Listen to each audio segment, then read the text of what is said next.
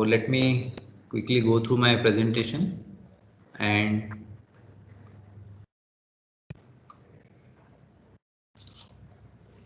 just give me 2-3 minutes.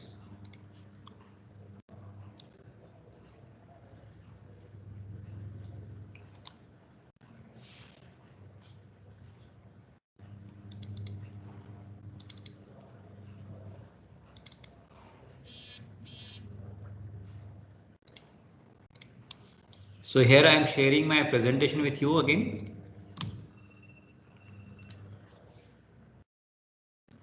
So everyone can see this.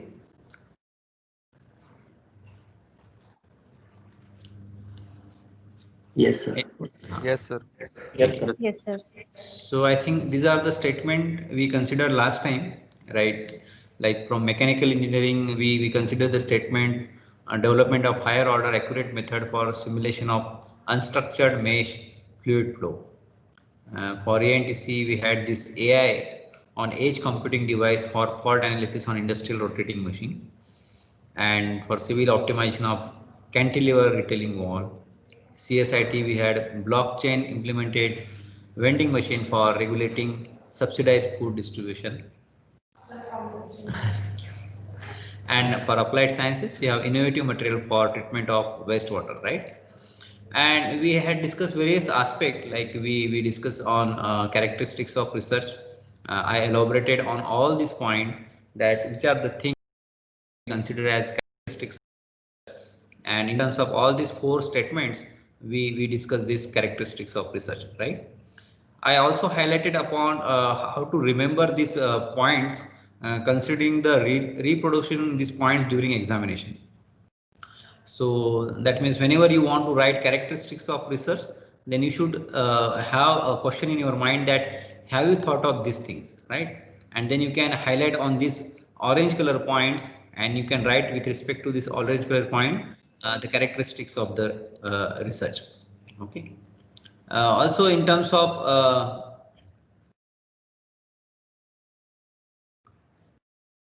the next thing we discuss is about criteria of good research. For that also I told you to remember this point, ensure. What you have to ensure while doing your own, and with respect to your own problem statement, you can write the criteria of good research, right? So I think today we will discuss a little bit about this thing, that is a problem of research.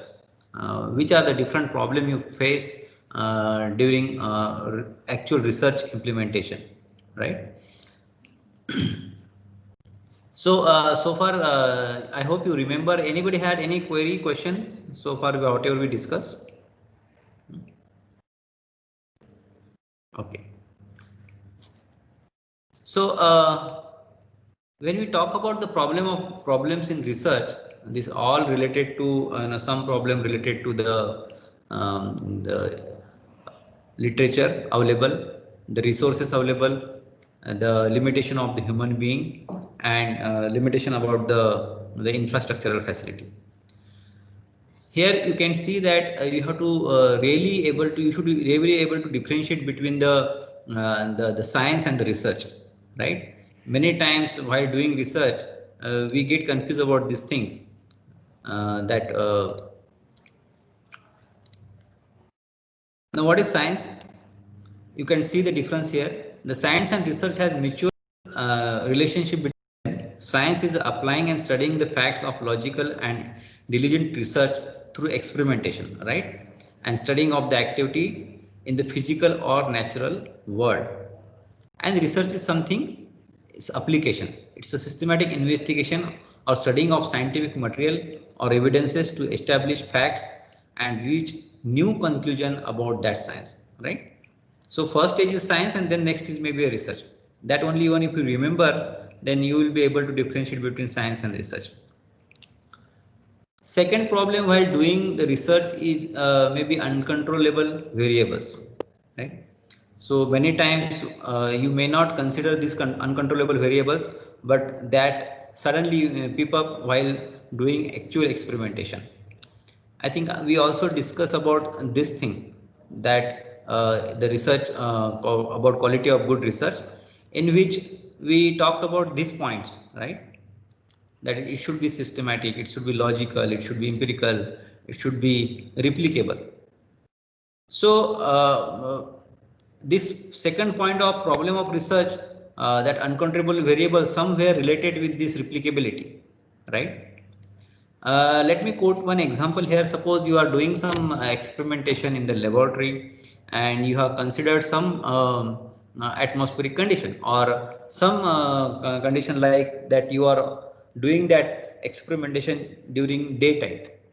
Somebody may doing the experimentation in the morning, early morning, in the whenever they arrived in the laboratory, and that time maybe a temperature or surrounding temperature, atmospheric temperature may be around 28-30 degrees Celsius, or there should be some range of humidity and some other parameters.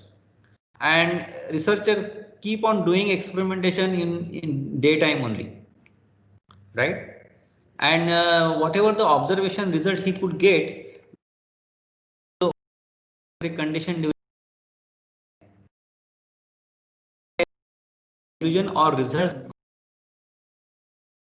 So whenever if your experimentation is related somewhere with the temperature or humidity, you should perform your experimentation in all the three phase of the day or night. That means some experiment can be planned in the morning, some experiments can be planned in the afternoon, some experiments can be planned in the evening. This is something very crude example I am giving to you, right? Sometimes you need to select a location also. It may be a geography specific. So some experiments need to perform here in India, somewhere some experiments need to perform in some other part of the country. Like we have very good example of coronavirus vaccination. You could see that the companies who are manufacturing these vaccines are making the trials in all over the world. They are doing the trials in UK also, US, India, South Africa and Asian countries. Why it is so? Because they want to see that that vaccine is giving a same result throughout the world, in all part of the world. That is we called as the replicability of the experimentation. Vaccine trial is nothing but experiment only, and they are just finding out what result that vaccine is giving. So is it replicating the result in all part of the world for all human being, right? So these things are there while doing the research. In your case also, you may depend which may vary in different part of the world for different person, for different atmospheric condition. So, but when you are doing the research and when you are exploring that particular parameters, that how they are affecting, how they are giving the performance, then your experimentation should be conducted such that the result you got out of the experimentation should be applicable in all the state of condition, right? That we call as a replicability. So in the problem also, these are the uncontrollable factor which affects this replicability, right? So you should consider them while performing the experimentation. The next session for you is like research design. In that research design, the expert will definitely explore, tell you that how you should consider these uncontrollable variables so that your research design should be proper, right? Next problem while doing the research is human tendencies. This is most important factor, right? Our all research is governed by our own way of doing the work, right? Many of you doing, prefer doing the research work whenever they get time in between their routine work. Every one of you are already employed or maybe doing some sort of work to earn something. Many of you may be full-time researcher, but still if you see your own routine of doing research, this really comes secondary.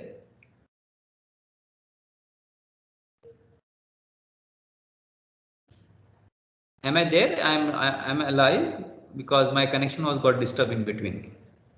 Am I audible to everyone? Yes, sir. Yes. Anyone can reply. Yes, sir. Yes, sir. Hello. Yes, sir. Yes, sir.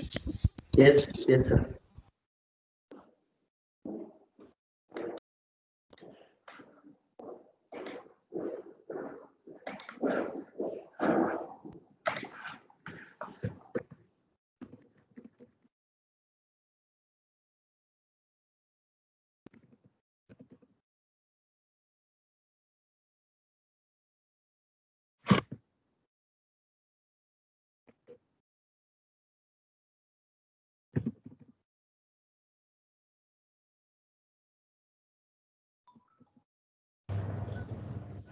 Hello, am I Hello, audible sir. to you?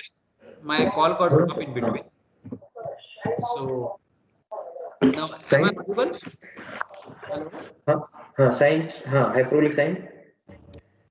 Sagar, are you talking with me or? I theta. Okay, okay. Sign Hello. theta. हम्म, तो तुम्हाला हा सांगतो मी sign थिटाचा काय असतो sine i theta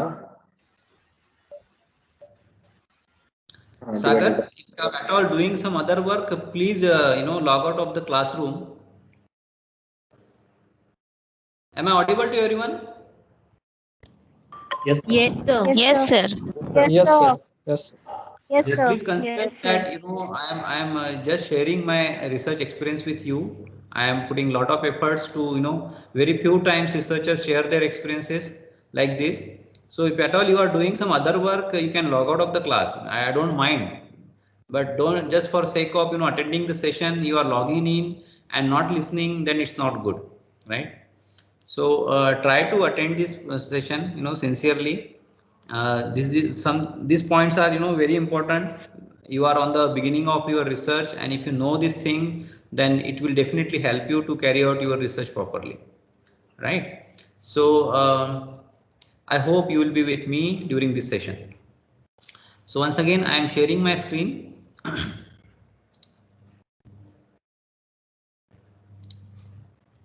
So the next problem in research is human tendencies. Many times the outcome of the research is affected by the way the research carried out by that individual, right? In which condition, the way and the sincerity put into the doing research, and so many things.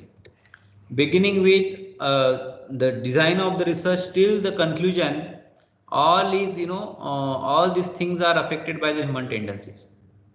While defining the problem statement, while defining the objectives, while defining the methodology, while doing the experimentation, and even at all drawing the conclusion of the research.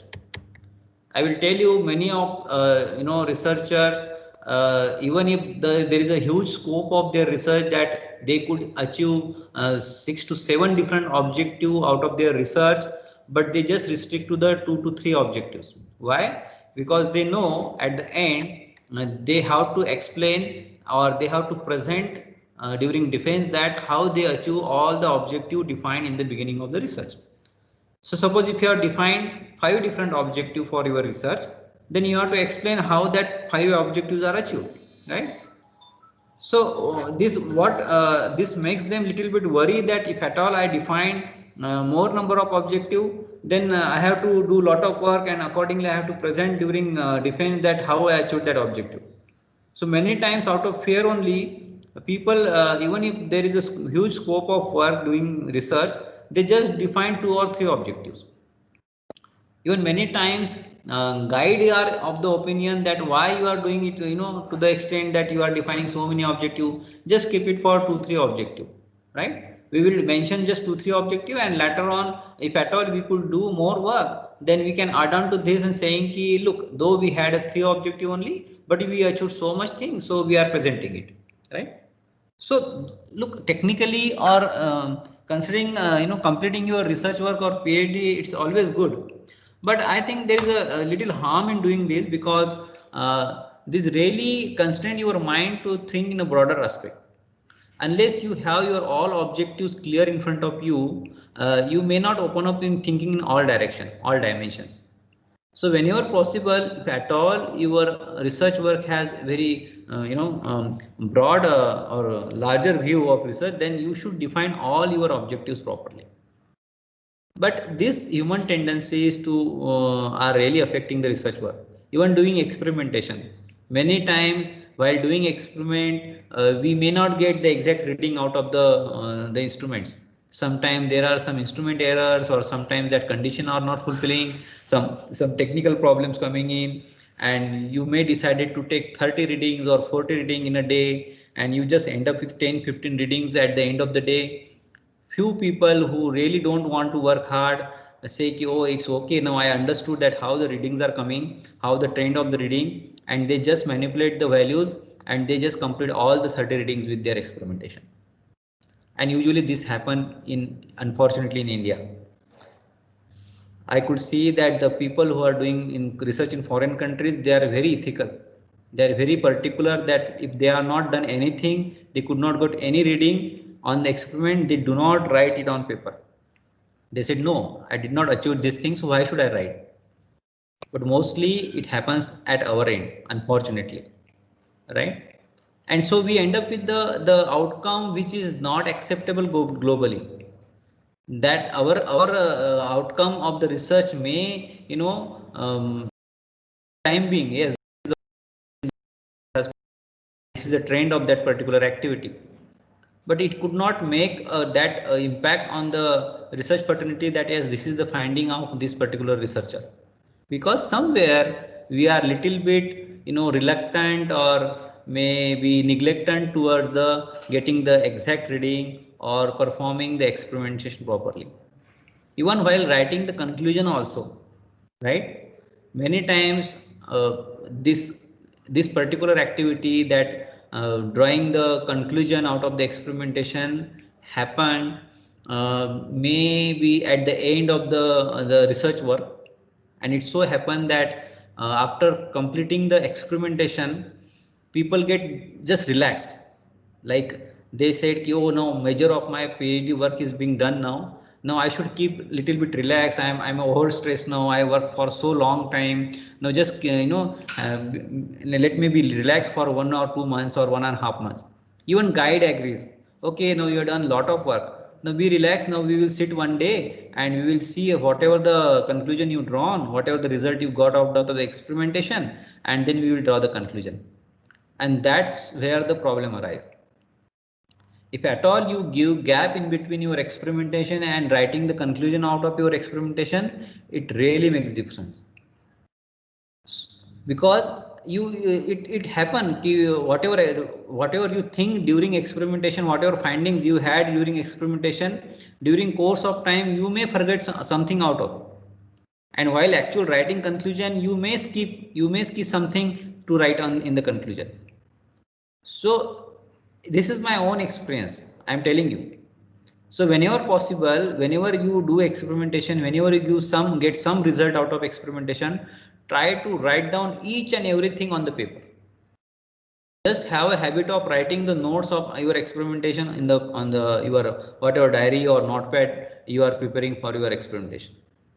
Otherwise it becomes very difficult to write a conclusion at the end of the research work, if at all you give gap in between the experimentation and writing the conclusion. So this is what overall human tendencies I am talking about, how it is affecting in different stage of your research work, beginning from writing the objective to the conclusion. So please remember these things, these are very important, and this is why human tendencies are considered as one of the major problem in doing research.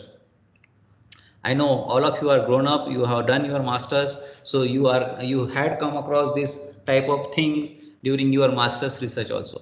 So you have that experience, that how your own personality, your own habits affects doing the research, and you are the best person to analyze them.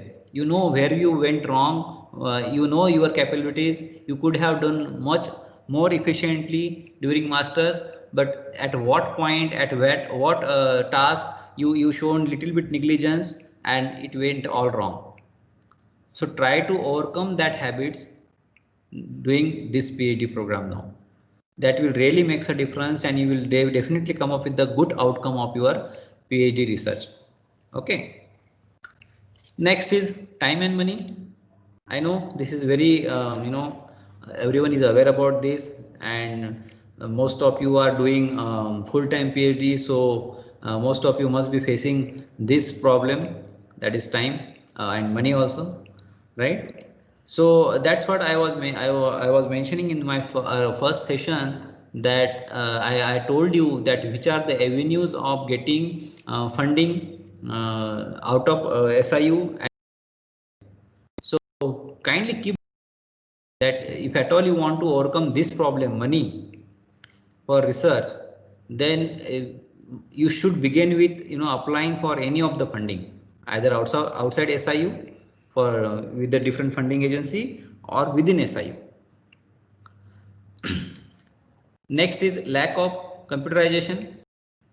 I think whomsoever you know that all these presentation are from internet. I also prefer selecting points from the internet resources, and these presentations are usually similar. If you at all type research methodology on internet, you can get n number of presentation, and all these points are similar. You must have come across all these points many times, right? But every time presenter use these slides to present to you, they might have literally went with the meaning of the words, right?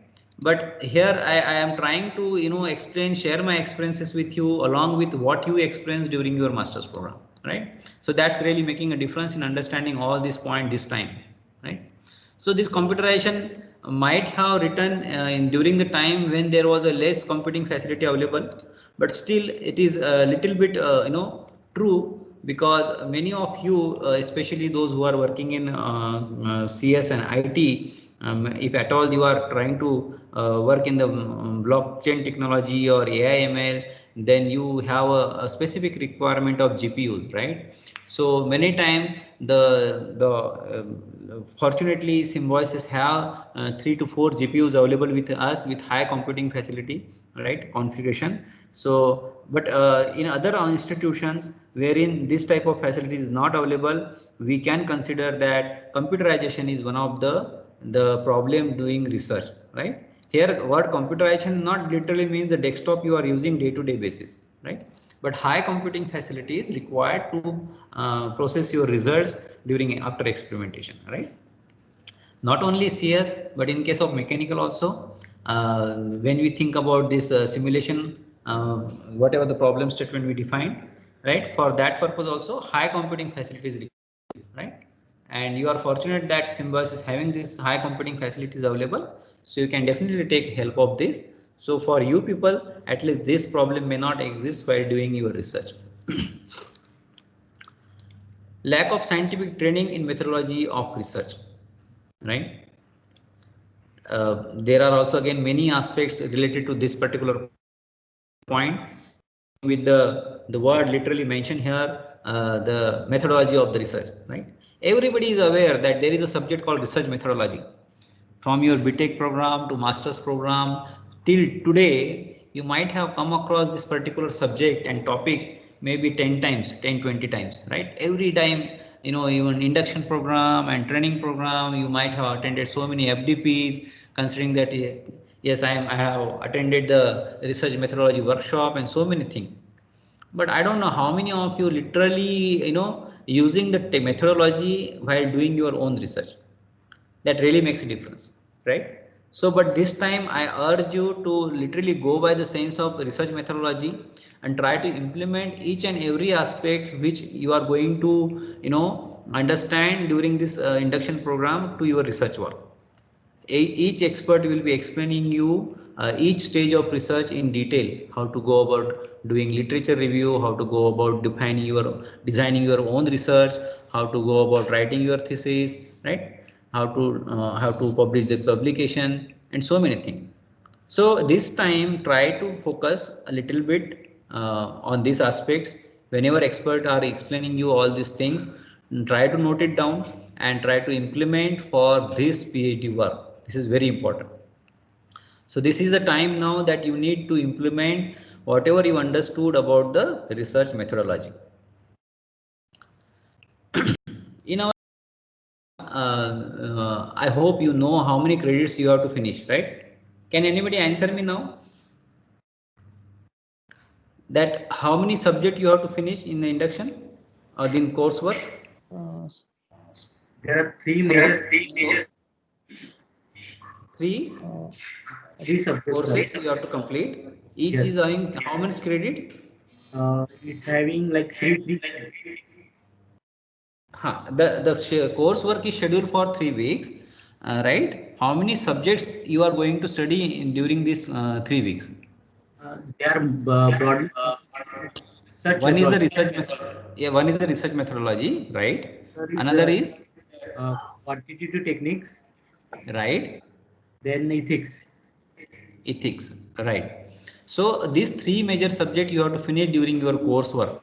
Along with these, there are some credits with your guide. Anybody Yes. aware about them? Huh? How many credits are available with the guide? It's eight. Hmm? Eight. Uh, little voice is little bit mixing. 8 credits. How 8 credits. 8 credits, right? So that means your guide is supposed to complete your 8 credits during your coursework. What is the intention here? You could see that this coursework is divided in two parts. One is there is generic subject like research methodology, quantitative techniques and ethics, and another is very specific which completely depend with your guide, that is for 8 credits. Now intention here is many of you must be doing a research or selected a topic of research completely new, which new domain, like you might not have worked in that particular domain earlier during your masters or during your BTech program, right? And some are fortunate that they could carry forward their own masters research or BTech research during PhD program. But those who has selected completely a new domain required that training, that understanding of the topic. So these 8 credits are meant for that. Your guide should give you a course, or you can finish some online courses from Coursera or Udemy to gain more knowledge about that topic, right? And based on that course you finish, your guide may ask you to solve some questions, or he may or she may ask you to present on that particular topic, so that guide could know that how much understanding you gain about this new topic by completing these 8 credits. So he can divide this 8 credit in four credits and can give you two different topics, right? Like somebody suddenly think of working in the area of material science, and if at all they did not had any knowledge about materials earlier, or whatever they had during their BTech only, through that one subject we study, that is material science, right? Now guide want them to understand what are the new material nowadays there, and how to use them effectively, which are the different taste and characterization techniques can be used. So guide may ask you to complete one subject on material science, right? Or one subject on the characterization of the material.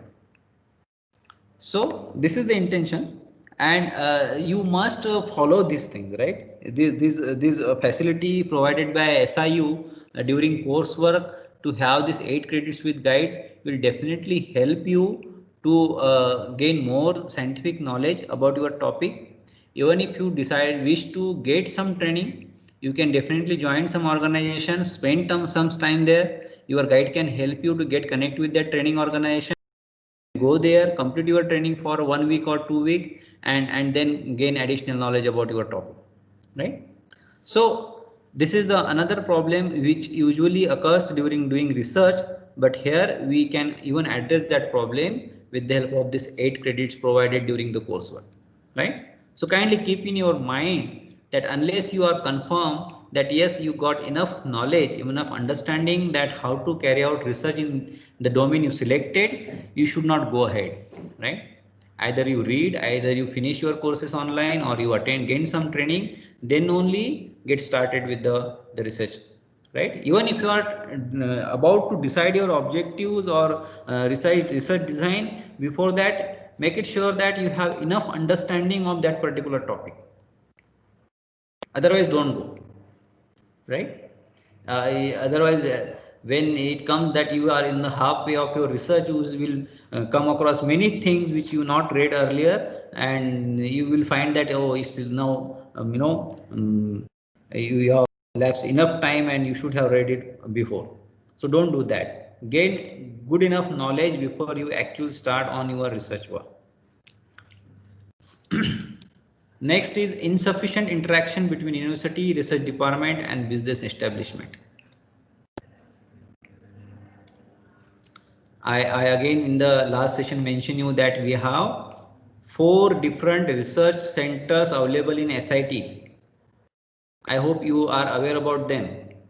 We have Center for Applied Artificial Intelligence headed by Director Sir, that is SKY. We have waste management, we have waste image processing, right? So these are the 3, and there are 2 more. I think I could not remember the name now, but there are total 5 research centers available in the CIRI, under CIRI. So you should take help from them. Many times you are doing the work in that area and you don't know that your research center can definitely help you out in this area. Many times people want to work in the area of 3D printing, compatible material for the bone healing, right? So we have SSBS here. They are working on the materials, biomaterials. So they can definitely help you out to understand how that material can be behave once that material inside the body, human body. So this way you can definitely take help from your research center, and usually unawareness about this facility brings in this problem in doing research, that insufficient interaction between the all research department within university and outside university. You can even keep or you increase your interaction with foreign university or other university by attending the different conferences. Try to publish paper in the conferences. Even though you have a little bit work done or experimentation, then try to write paper on based on that experimentation. Try to put it into some good conferences outside and try to attend them. That interaction will definitely help you to gain more acceleration in your research area. Hello. Yes, ma'am. So how we have to approach them? Like to approach them. Yes. It is always good that you first discuss with your supervisor that what exactly need you find to interact with the research center. If at all you and your guide are on the same line that yes, we should seek help from this particular research center in our work, then either your supervisor can interact or get you connect with the research center, or you can directly approach. Look here, everybody is very open mind. Even if you go directly and interact with the research center head, they will definitely entertain, right? Okay. Because they also want those who are working in similar type of area to get connect with them. Okay. Okay, sir. Thank you.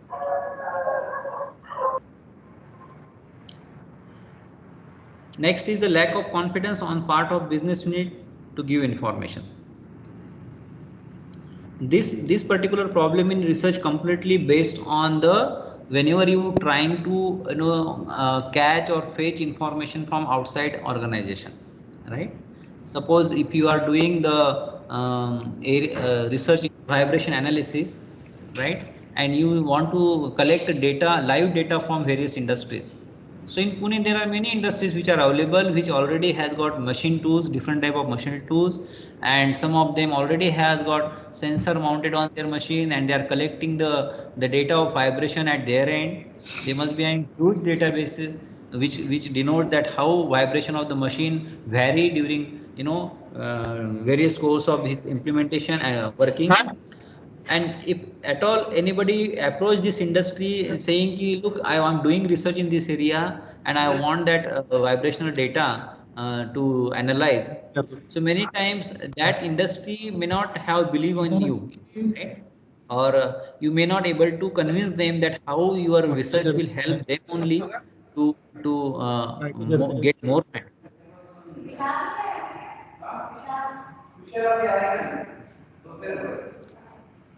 Something, I think it is better you mute the mic. Hello, ऐक ना, lecture वगैरेची attendance झाली का मध्ये? अरे इथं course वर्कची attendance झाली का मध्ये? नाही, होत नाही, automatically.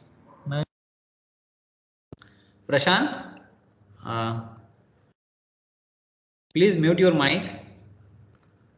You don't bother about your attendance, it will be taken care, right? So even if you don't attend this session, you will be marked present by me. Okay, don't worry. So what I was mentioning that there is a time comes when you definitely required help from some other organization. Many of you required information from NCL, DRDO or various industry, and when it comes to approach them and get some information from them, sometimes it becomes very difficult to get data from them just because of their lack of confidence on us.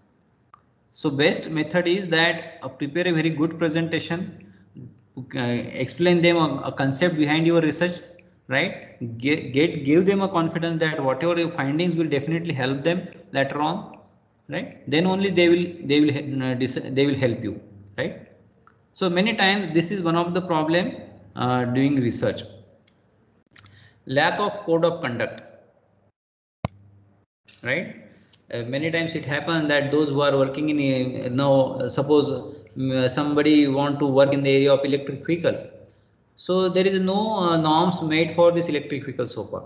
Now ARA and central government has came up with some of the norms to run the electric vehicle on the road, but earlier when people started researching electric vehicle, there were no norms, right?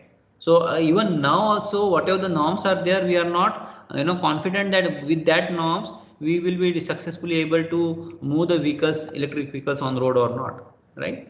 Because we don't know presently what kind of problem will come or will be faced by the people.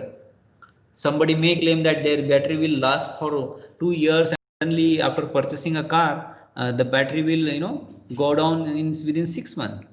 So customer may file a case on a company saying ki this is the false advertisement they made and their battery is not performing. So government may come up with the norm saying that now company has to take a guarantee that battery should last for 2 years. So this code of conduct many times may not help researcher. Non-availability of code of conduct make troubles in doing research. So those who are working in the area of electric vehicle, if at all they know the exact norm or code of conduct drawn by the government, then it will help them to orient their research accordingly.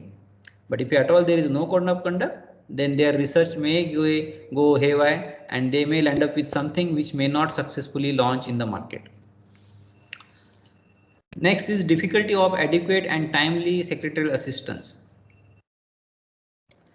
This is something like you want to work on some machine tools or some setup and don't know exactly how to operate that particular machine tool, right? And you need something, somebody to help you out to operate that machine. Those who are working in the vibration analysis and want to work on specific machine, and if at all we need some expert to operate that machine, you require that timely assistance of that person to help you carry out the experimentation. Poor library management and functioning, right? Literature review is one of the important aspect in your research. So if at all proper library facilities are not available, then you may not able to do good literature review. But nowadays that also is not a problem because everything is available online.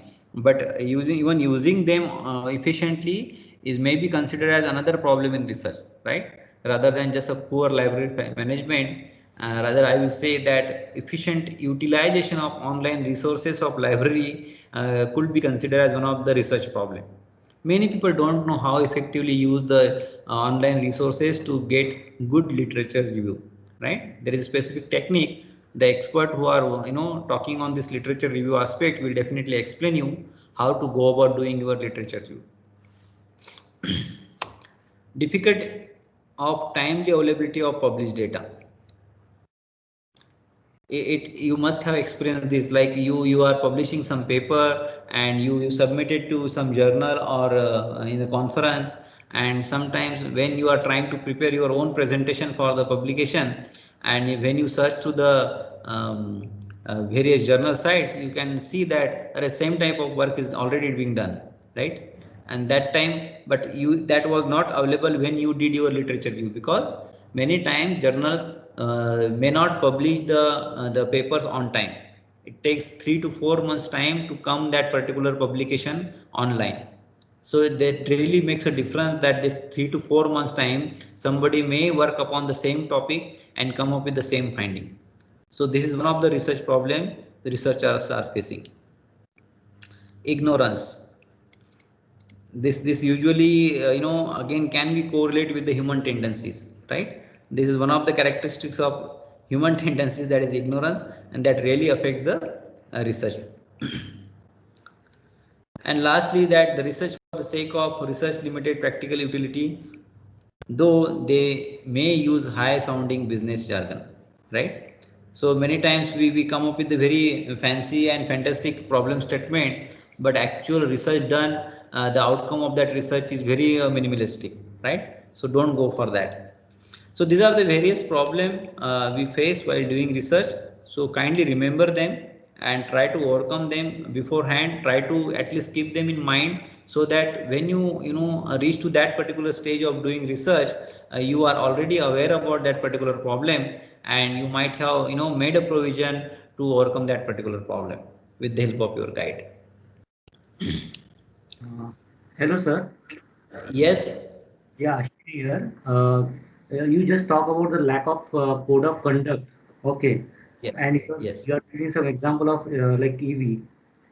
Yes. So can you just elaborate more on this? Because what kind of guideline or what exactly we need to in that area?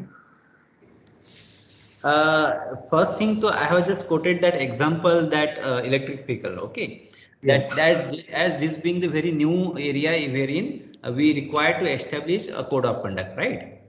But if at all you want me to elaborate more on this, then I will suggest, if you are working in this area, there are many things we are coming up newly in this area, right? Like Yes. you must be heard about the battery pack system, Yeah. right?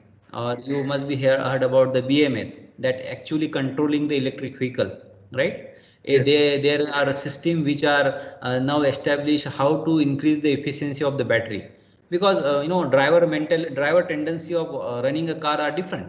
Even if you are driving a IC engine car, the way you drive, your friend may not be driving the same way, right? You may be getting a mileage of 20 miles per liter, and your friend may be getting 15 miles per liter, right? So basically it depends on the driver tendencies. The same scenario is there in electric vehicles also, right? So many times this affects the actual performance of the component you attach to the electric vehicle or the vehicle, right?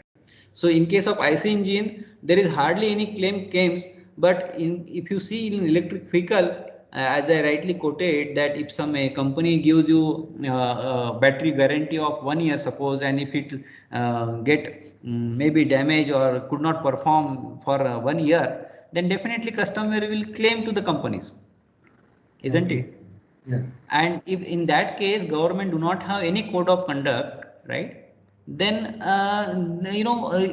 that person may not get the refund or benefit, right? Any benefit, but with that code, non-availability of code of conduct may lead to loss of the customer.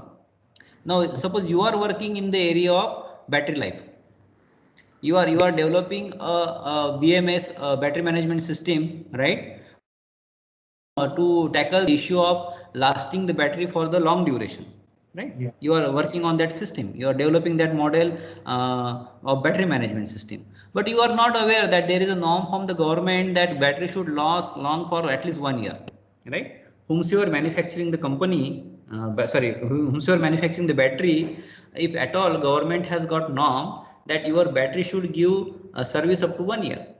So if this code of conduct is in your mind, then while working on BMS, you may keep this in mind, saying, no, I should develop a system which can help companies to perform their battery for minimum 1 year, right? So you may come up with some solution that even if some company battery, in spite of putting so many cells in the battery, is not lasting for 1 year, it is lasting for only 11 months or 10 months, and it is not fulfilling the government norm of battery life of 1 year. So you may do research and you may come up with some BMS system which will help company to work their battery for 1 year duration, isn't it? Okay. Okay. Are you getting this? What I am trying to?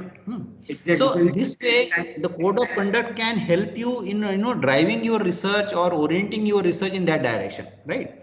So the aim of your research work may be how to make battery more efficient, last long, to give good service, and that is completely based on the code of conduct given by the government that battery should last for so much duration, isn't it?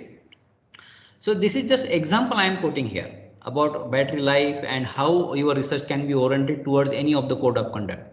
Presently, there may not be code of conduct which says that battery should last for 1 year, right? I am just quoting an example here, but I am just helping you to understand how any of the code of conduct can help you to orient your research toward anything, isn't it?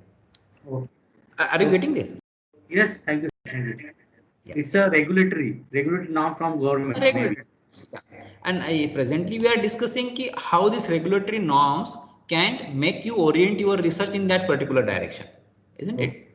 Okay. Yeah, thank you. Right. Yeah. Anybody has got query?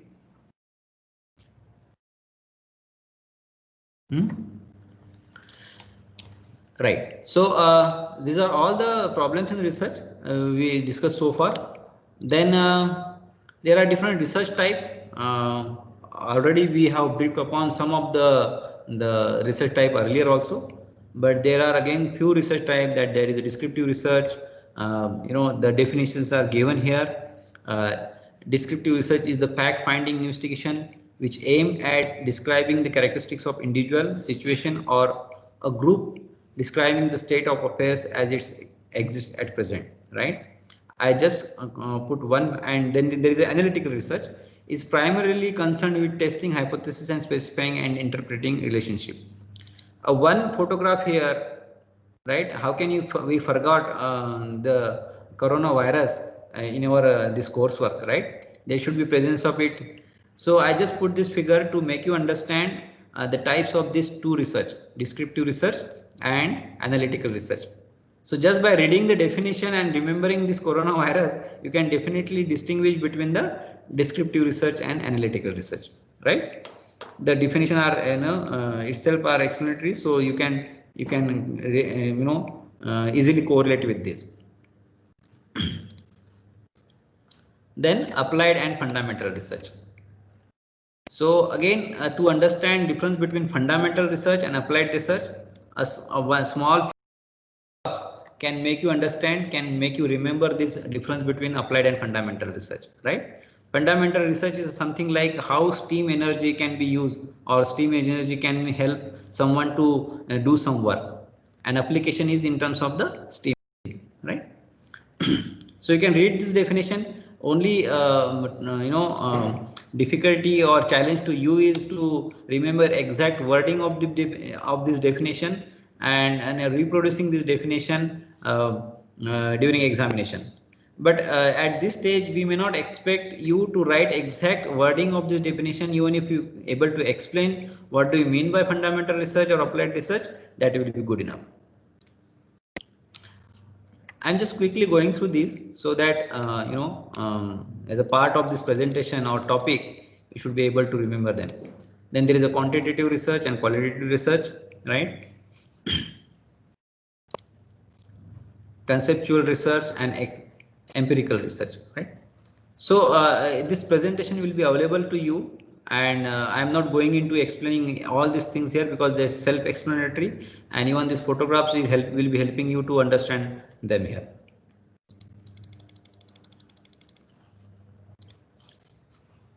Now let us move to further. Like this is the diagram you should be remembering, or you can these are available in all the presentation on the internet resources.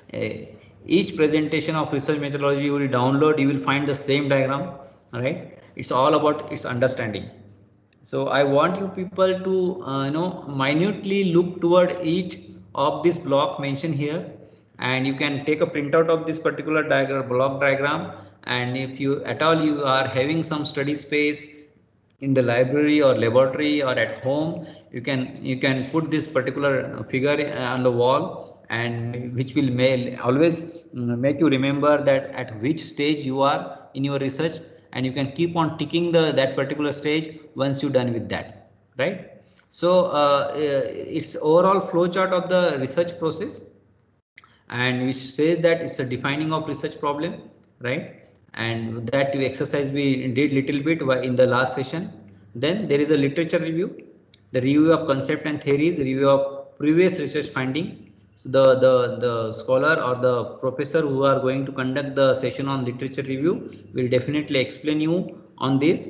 But as I have a responsibility to brief you about these things, I will be talking on this a little bit. Then the formulate the hypothesis, right? Many of you must have reached to this particular stage so far. Those who have started their research much early while writing the synopsis for the interview, many of you part of the literature review, and if the same problem statement is carried forward by your guide, then you must have on this particular stage of writing the hypothesis. Then there is a stage called the research design. All right, and this is very important stage. After this session, the professor are going to explain you about this. Then there is a collection of data, then analysis of the data and test hypothesis. If at all it is not, you could see that there is a back propagated or feed forward and back for feedback, the arrows are mentioned, right? That means whatever the analysis, you can again refer back to your research design. If at all you are not getting the exact data collected from your experimentation or setup, you can go back to your research design, modify your research design, and again you can start experimentation and collect the data, right? So this things will definitely keep on going till you reach to your final destination or results, right? Even analyzing data can give a feedback while data collection, right? Many times while analyzing a graph, you may draw some pie chart or bar chart, and you could see that these bar charts are not appropriate. They are giving me some different result. At this particular stage, my bar chart should be at higher level and it is coming down than the previous reading. So you can definitely go back to your data collection setup, and again maybe you can verify whatever the way you are collecting the data out of experimentation is okay or not, and accordingly you can modify your setup, you can change the way you are doing the experimentation, and then again you can collect the data and again analyze this. So this feedback will keep on going between the data collection and analysis, right? And then interpret and report writing, right? This was something which we will be doing at toward the end of your research. And what happen is, like as I mentioned you, many of you will definitely adopt a habit of writing down the findings while doing the experimentation and analysis itself, so that it will become very easy for you to write down the conclusion and finding at the end of your thesis writing, right? And it so happens the way the analysis change, right, your finding may change, right? Sometimes the way analysis has come up, you will visit back to your data collection, and then again you change your experimentation methodology, again you will collect the new result, and based on the analysis you can again have to change the interpretation you mentioned earlier in your notebook, right? So all these three stages, you could see that there is always a feedback interaction between all these three stages. Can you see that this interpreted and report writing has got arrow to the research defined research problem also, right? This is when if at all this particular stage arise, then it will become very difficult for you to finish your research within time, right? Don't let this particular stage come in your research, though it is mentioned that it is required that you should give feedback and get feedback whatever the interpretation results has come, whether it is matching to your problem statement or not. That is very important, right? So before you, that means defining a problem statement is very important, right? Otherwise it may happen that you will land up with some altogether different conclusion, but your problem statement is mentioning something different, right? So remember this flow chart and try to work upon this flow chart.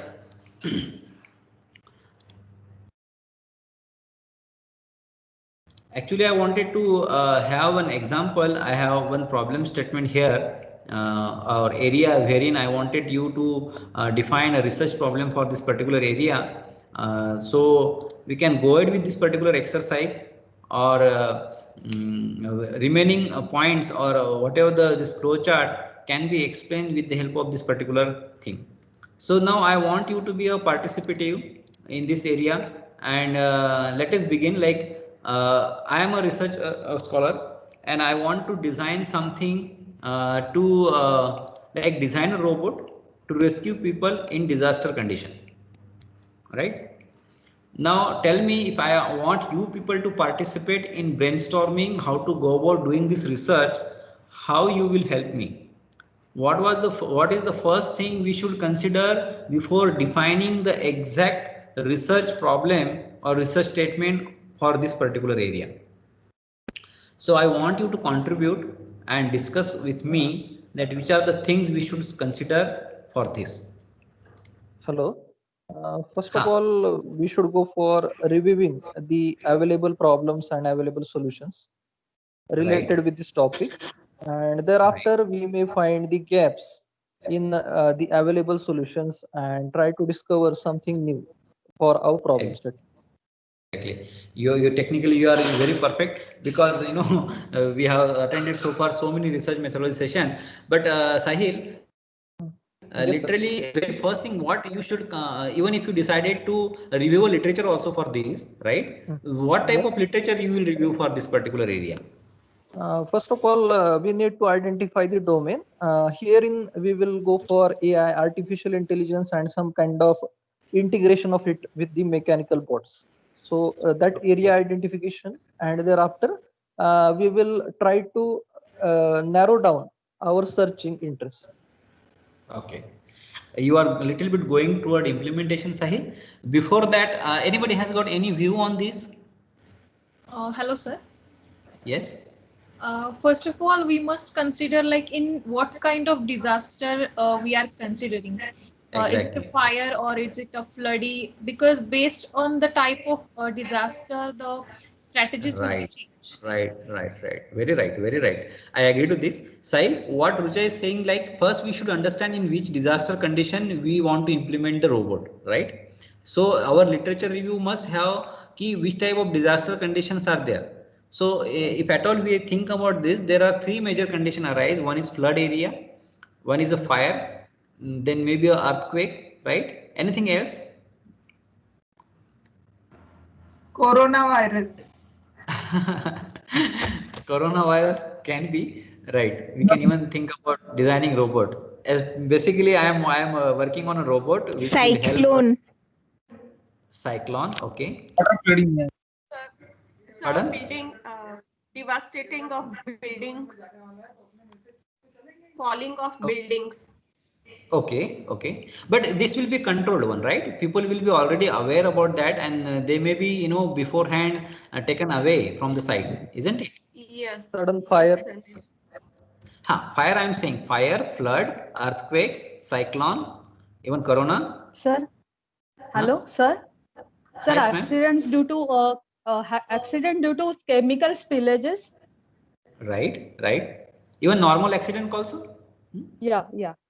In India, especially, it occurs that complete bus is, got accident, and there are Yes, 40, sir. 50 people are awaiting for the help, right? So Yeah, just So, like an aeroplane crash at the airport, Kochi airport, yes. there also we can. Yeah. So we will decide upon any one of the disaster area presently, so to discuss upon. So I think currently there is heavy rain is falling. So let us consider that we want to design a robot, right, for a flood conditions. No? Right? Now, what if at all we decided this disaster condition of flood condition, which is the first thing come into your mind in this particular this thing conditions? Hmm? You must be finding people are moving along with water. Nobody can rescue them, right? So let us see that whatever the disaster condition I mentioned, right? Instead, we will consider it for the flood condition. There is a huge flood, and now we want to design a robot which can rescue people in flood condition. So, what is the major problem in rescuing people in this flood condition? So the level of water, robot should Okay. be water resistance. Hmm?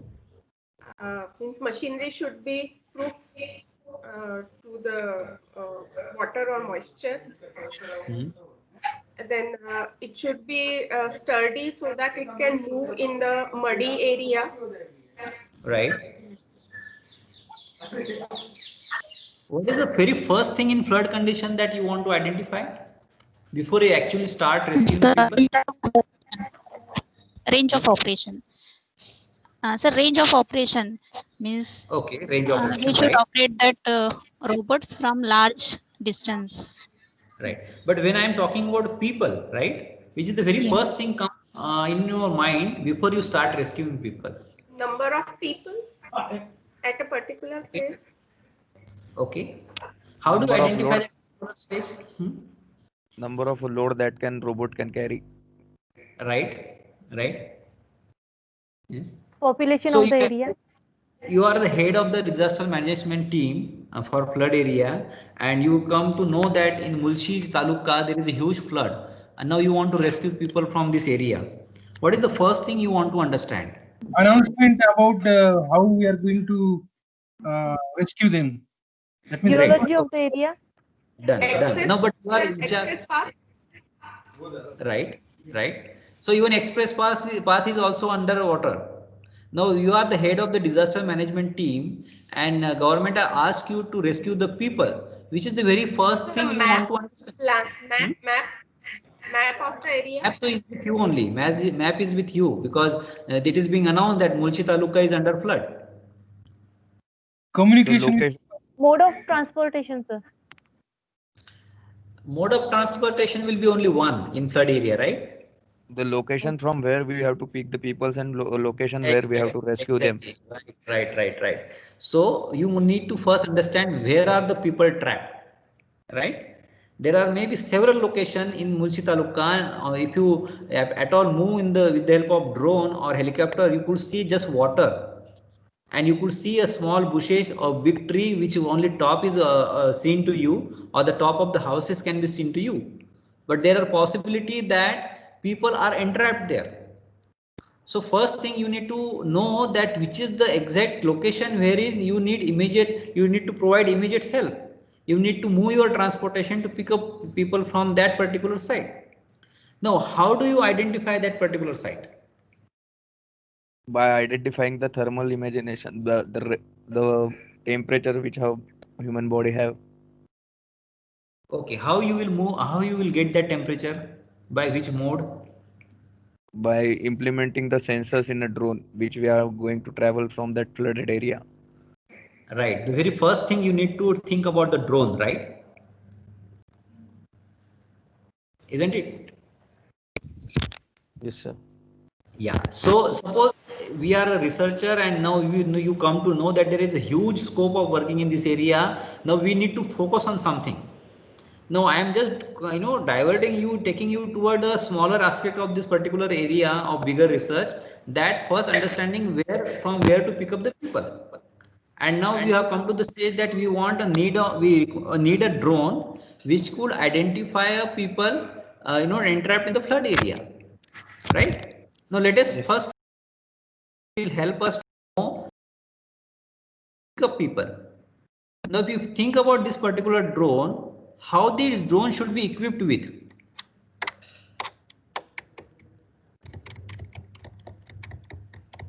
That is first stage of our rescue operation, that understanding the entrapment of the people. So now we are making a drone. What are the things which required on the drone? The communication, then sensor networks, and the location tracking. Means it should track the altitude and latitude locations for where the peoples are. Now you are one who is sitting in the control room, right? And you ask your technician to fly the drone. Now drone is flying on the Mulshi area. Now what it should capture? It should capture the Images. Right. It should capture the images of the location, and that too somebody mentioned that thermal images, right? Now thermal images will give you the understanding that whether human being or any living being is present in the flood or not, isn't it? Yes. Just based upon the temperature difference. So there may be a cattle, there may be a cow, there may be a buffalo, there may be a human being, right? So is my only thermal camera is able to give me exact understanding that there are the human beings trapped there? It No, may sir. happen Sir, that but there is some goat farm or buffalo farm present in some area of the Mulshi Taluka, and thermal camera just capturing the heat of that buffaloes, and then at control room you could see that there are so many people entrapped at this particular location, and when you reach there you could find there are all buffaloes present there. sir, but there is a temperature difference between human body and animal bodies. Of course, but we can't say anything, right? There are many animals which can give equal thermal images that of human, right? Yes, sir. So what I mean to say, along with thermal camera, you will also need a camera which will, combine thermal images and actual images and give you Yes, the sir. understanding that yes, that are human beings, not any other animal, right? We need high definitions camera. Exactly. So that is one requirement. Another requirement, if you are controlling the drone from Pune and Mulshi is almost 40 kilometers, right? How your drone is going to be controlled? Sorry, sir. How you are going to control your drone? What exact technique you require to control your drone? Electronics people. We are just quickly moving through this topic just to understand how we should channelize our thinking process. It should be controlled by wireless networks, sir. That remote control. Maybe through satellite, sir. Okay. Two options came. One is a remote control, but anybody from electronics can give us idea ki what kind of remote control you can use? Radio frequency or any other? I don't know the various mode of remote controlling. GSM Exact. we can use. Through GSM. satellite, sir. That is a great idea, because if I'm sitting in the Shivaji Nagar area and I'm asking my technician to fly a drone in the Mulshi area. So from Shivaji Nagar to Mulshi is almost 23 kilometers. And if I want to know exactly where my drone is flying, it may go over to the Mumbai-Pune expressway. But how we come to know? So we required some feedback mechanism which will give us the exact location of the drone on my screen, that where exactly the drone is. So that drone should be connected with the GPS system, which not only let us know exact flood situation, but also tell us where exactly my drone is flying, right? So GPS will be the best. But what is the mechanism which will control it from 40 kilometer long from Shivaji Nagar to the Mulshi area? Through satellite. Through cloud, IoT, sir. Okay. Look, what I understood is like satellite you can give you the location, but if at all you need to change the speed of the propeller of the drone, there will be a remote control which will be increasing and decreasing the speed of the propellers. So you will require that actual communication to make that speed low or high. So how you will make that communication with the drone? Sir, using RF connectivity. What is the range of RF? What is the range? RF connectivity can give wide range. Okay. Can you tentatively tell me? In hundreds of kilometer. Sir, we can get connectivity in kilometers, because already our satellite and even aeroplanes and other things, they are also connecting using RF connectivity.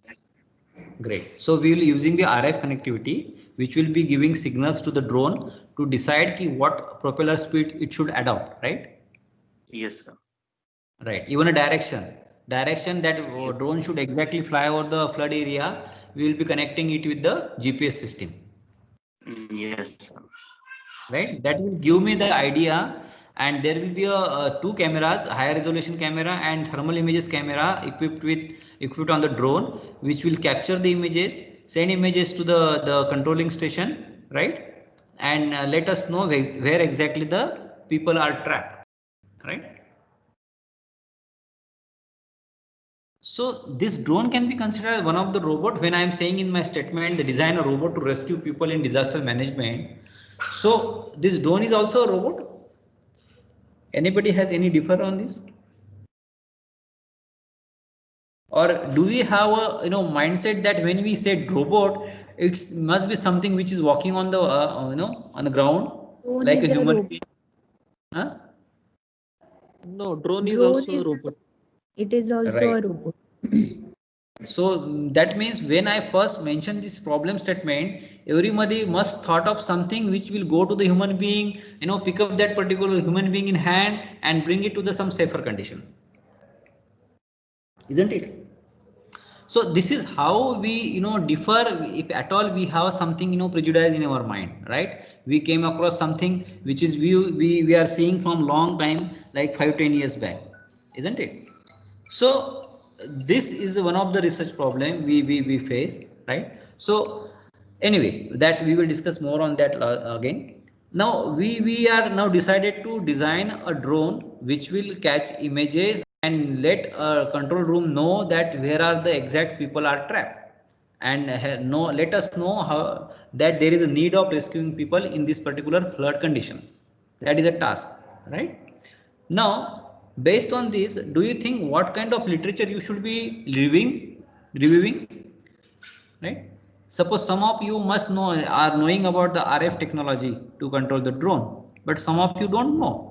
So if at all, imagine that your guide has given you this particular problem statement and he asks you to review the literature, which are the things you must have been reviewed? Just think for 2 minutes. I am getting call from Dr. Satish. So let me see. I think.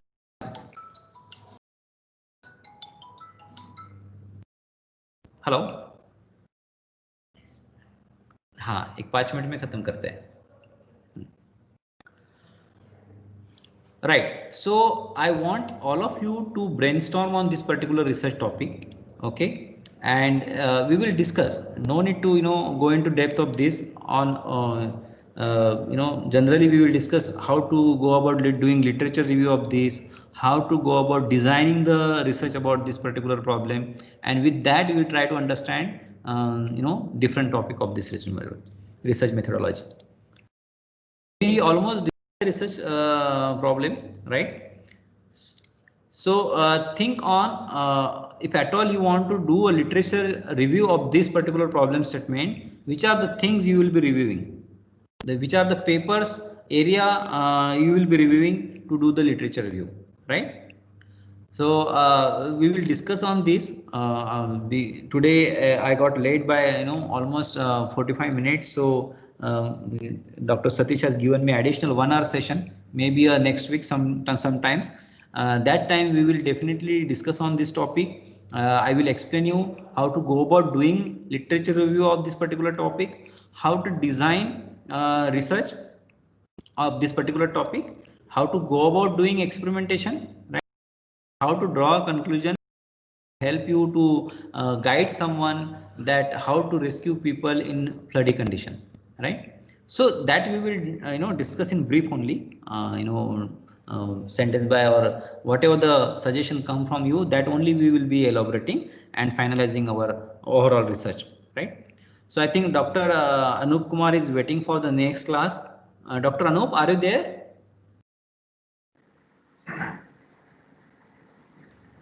Hello,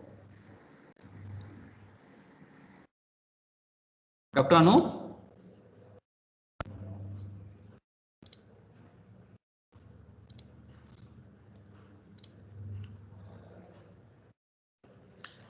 Okay, so maybe after 5-10 minutes he will join you people.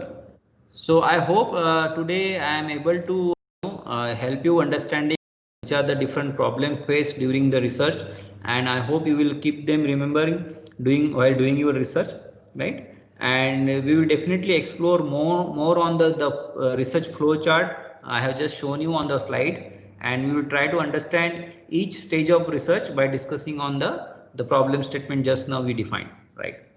Anybody has any queries so far?